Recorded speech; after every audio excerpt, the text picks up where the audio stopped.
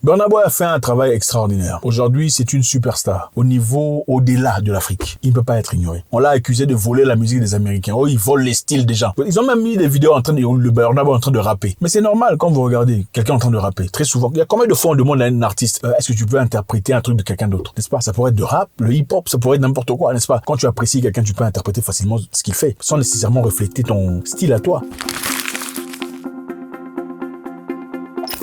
Alors, Burna Boy a un sérieux problème pour l'instant avec les États-Unis, la communauté afro-américaine, très enflammée, très méchant, très en colère par rapport à un commentaire qu'il a fait. Suivant. Why do you think the Chinese American, has their respect and they don't go through the things that African Americans go through? Because the Chinese American has a base.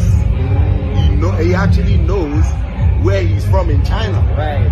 And they have support from the Chinese government. You understand? The Italian American, they know where their grandparents came from in Italy before. They know the first person in their family to come to America to start that line that made them Italian American. They know.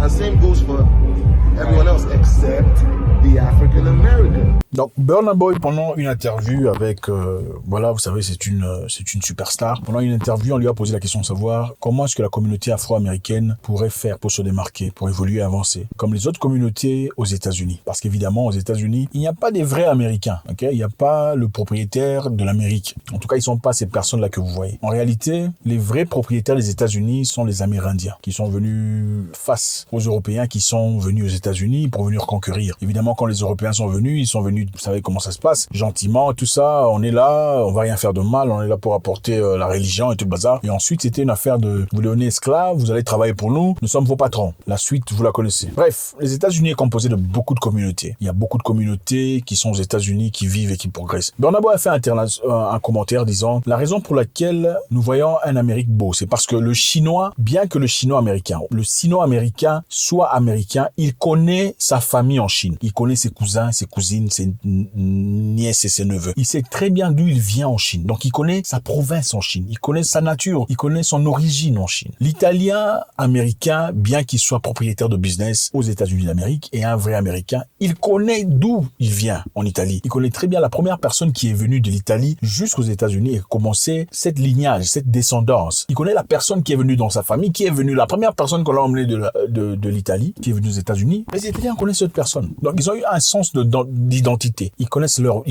qui ils sont. Alors, ils ont un sens de fierté. Ils sont fiers d'être ce qu'ils sont. Ils sont italiens, ils sont chinois, ils sont polonais, parce qu'il y a beaucoup de communautés aux États-Unis. Il y a des Russes aussi. Quand il y a des fêtes de leur pays, ils fêtent leur pays. Ils ne fêtent pas les États-Unis pendant qu'il y a une fête de la Pologne. Un Polonais américain, bien qu'il soit américain de nationalité. Alors, Burna Boy voulait dire quoi? Les Africains ou les Afro-Américains doivent avoir une connexion avec l'Afrique. Ils doivent venir en Afrique. Venez en Afrique. Venez reconquérir l'Afrique dans vos cœurs pour que nous soyons unis afin que nous avancions, nous soyons une vraie communauté. Les Noirs américains n'ont pas aimé ça. Comment il ose dire ça? Toi, tu viens ici chez nous. D'abord, tu copies notre musique. Now, Steve Harvey in that clip said, Burna Boy didn't steal from us. We stole from Burna Boy. What the I mean, what is he talking about? If you don't know who Burna Boy is, he's a Nigerian artist with UK influences, Jamaican influences, and of course, Black American influences in his music. Ils disent que Burna Boy a copié leur musique. Tu copies notre musique et tu as acquis la notoriété. Aujourd'hui, tu penses que tu peux venir nous dire. D'ailleurs, nous ne sommes pas africains parce que il y a des Américains qui pensent que eux ne sont pas venus d'Afrique. Il y a des Américains qui pensent que eux étaient déjà aux Amériques avant l'arrivée des Blancs. Ah oui, il y a beaucoup d'Américains qui pensent ça. Beaucoup de Noirs américains pensent que eux étaient déjà en Amérique avant l'arrivée des Blancs, avant l'arrivée des comment il s'appelle Christophe Colomb, machin chose. Le monsieur là qui est parti là-bas. Oh, right. So then the other psyop is the fact that we were the natives. We were not brought here on slave ships. That's not economically sound. This what do you mean? Make sense. So when Christopher Columbus got here, Christopher Columbus got to the Caribbean, according to a primary source. Right. They basically said the first thing he did was take slaves. He didn't bring slaves. He took slaves from the island. He captured people. So when you have colonization, you got to remember, the United States was only built 13 colonies at first, right? You think this whole land was empty? No, there were natives here. Right. But today we're taught that natives is some other people. No, natives are the melanated African being that has come here since the beginning of the Mali Empire. We're talking about 14th, 13th century. We had already come here from Africa. C'est-à-dire, nous ne faisons pas partie des Africains qu'on a emmenés. D'après eux, il y a certains Africains qu'on a emmenés et il y a d'autres Africains qui étaient déjà dans le continent américain avant l'arrivée de ces Africains-là. Ils ne sont pas similaires. Il présente des faits disant, si vous nous regardez d'ailleurs, vous allez voir que nous sommes différents. Notre façon d'agir, notre façon d'exister, c'est pas la même chose. Regardez-vous et regardez-nous, nous ne sommes pas la même chose. Et c'est vrai, pour ceux qui sont déjà allés aux États-Unis, vous comprenez tout à fait de quoi je parle. Cette animosité inédite qui existe entre les Noirs américains et les Afros. C'est incroyable. En fait, je pense que c'est quand même, c'est inédit. Moi, j'ai vu ça moi-même à ma première arrivée aux États-Unis. Je pensais aller retrouver des frères. Hein. Je me disais, bon, je serais bien, on sera peinard. C'est des frères, tout ça. C'était pas le cas, malheureusement. Le traitement que j'avais reçu était très froid. Je ne dirais pas ça pour tous les Afro-Américains, mais la grande majorité, malheureusement, on m'a traité comme un étranger. On m'a traité. Je me souviens derrière un monsieur là que j'avais vu une fois. C'était après l'entraînement de boxe. Vous voyez, entraîner, tu n'es pas très bien habillé, tout ça. On s'est encore vu. Il m'a pas beaucoup parlé ce jour-là. Il y avait moi, c'est l'ami de Max. Max, c'est mon ami américain, noir-américain. Alors son ami Afro-américain m'a vu après l'entraînement. Il parlait à Max. À moi, il n'a pas beaucoup parlé. Quelques temps plus tard, il y avait une fête où Max m'a invité. Nous sommes partis à la fête, j'étais très bien habillé, vous savez. Bien habillé! Ça paie comme jamais. Ça paie. Ouais, voilà. Calmez-vous. Arrivé, j'ai vu la même personne. Il me regarde et me dit, oh wow, is it you, Zach? You've cleaned up. Genre, c'est toi. Tu es propre aujourd'hui. Wow. Vous me connaissez, moi ça rigole pas. Je l'ai remis à sa place avec un ballon de football à la tête. Parce que ça ne rigole pas. Bref, très poliment, hein, je l'ai remis à sa place, comme nécessaire. Il voulait dire que, donc quand tu es venu ici, tu étais sale. Maintenant que tu es là, tu vas passer un peu de temps avec nous, voilà que tu commences à...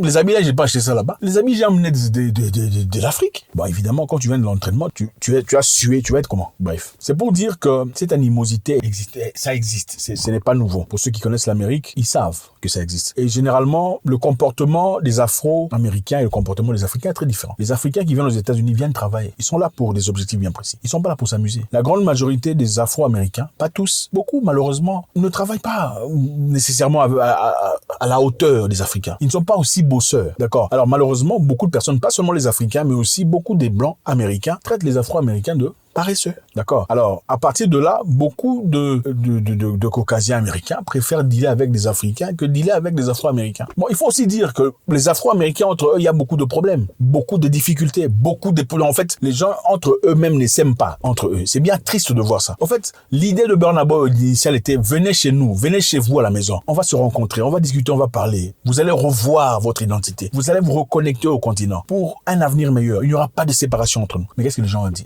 Nous, d'ailleurs, nous sommes des Israéliens. Il y a des Afro-Américains qui disent que eux, ils sont des Hébreux. Ce sont des vrais Israélites. C'est eux qui ont été vendus en esclavage. Donc, nous, les Africains, ici en Afrique, on les a vendus en esclavage. C'est pourquoi ils sont partis là-bas. Nous ne sommes pas les mêmes personnes. Et ils vous sortent des histoires incroyables. Il y a un livre qui décrit que les Africains nous ont vendus, nous, parce que nous ne sommes pas les mêmes personnes. Nous ne sommes pas les mêmes tribus. Nous sommes différents. Donc, nous ne sommes pas Africains. Now, I don't have any problems with Africans. I don't have any problems with tourism or wherever you want to go, but don't act like we're the same people. Now, disclaimer, a lot of y'all already know who I am. You've been following me for a minute.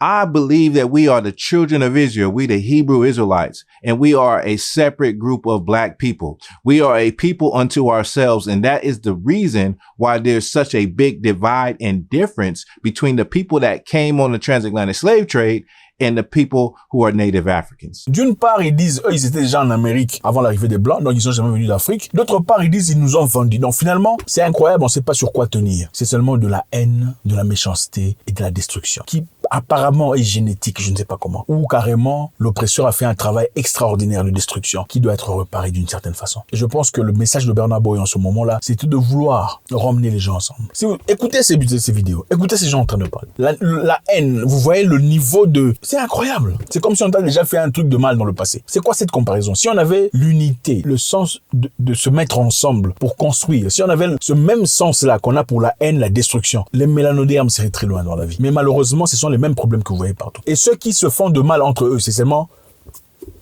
incroyable. Burna Boy a fait un travail extraordinaire. Aujourd'hui, c'est une superstar. Au niveau, au-delà de l'Afrique. Il ne peut pas être ignoré. On l'a accusé de voler la musique des Américains. Oh, il vole les styles des gens. Ils ont même mis des vidéos de Burna Boy en train de rapper.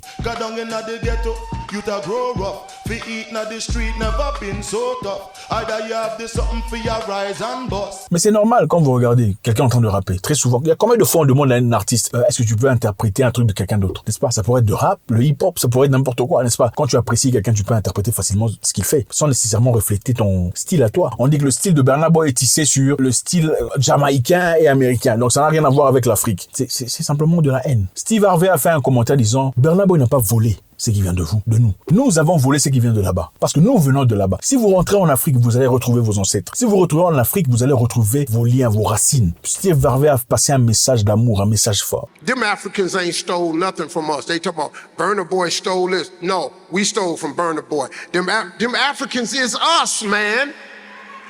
They the beat. They the rhythm. They the soul. They the hard work. We get our courage from them. Mais là, il y a eu beaucoup de résistance venant de ces Black Hebrews, les Hébreux noirs, les Israélites noirs. Eux, c'est eux les choisis de Dieu. C'est eux que Dieu a choisis. Nous, on les a vendus, ils sont partis en esclavage. Nous ne sommes pas les mêmes personnes. C'est bien triste de voir ça. Soutenons nos frères. En tout cas, le message ici est simple. Diviser pour mieux régner. Alors, pour réparer ça, il faut s'unir. Et pour s'unir, il faut accepter de s'humilier, écouter, se rassembler. Ce n'est pas seulement un problème américain contre africain. Parce que généralement, même en Afrique ici, quand on rentre dedans, on retrouve que nous avons le même genre de problème. Même dans chaque pays, après, finalement, vous allez voir, oh, notre pays. Après, c'est le tribalisme. Votre région, votre province, les gens de votre langage, vous vous sélectionnez entre vous, vous mettez les autres à côté, comme si vous voulez un pays seulement. Pourquoi vous faites pas votre pays? Faites votre pays à vous, comme ça, vous laissez les autres. C'est ça, c'est le même genre de problème que vivent nos peuples. Je pense qu'il est important d'en parler, de souligner. Burna Boy voulait passer un message clair, un message de prospérité, de positivité, mais malheureusement a fait face à des répercussions farouches, des représailles énormes venant de la communauté afro-américaine qui se distance complètement de la communauté africaine, des gens qui ne sont pas venus d'Afrique, ils n'ont absolument rien à voir avec nous, nous n'avons pas les mêmes numéros génétiques, nous sommes complètement différents. Ce sont les mêmes histoires que Zach Mukasa vit aussi des fois quand il pense un message complètement positif, mais souvent transformé en autre chose. Mais bon, moi je suis assez blindé, assez outillé, des épaules assez larges pour subir et contenir cette pression. Courage à Burna Boy, je pense que lui autant en a les capacités. God bless.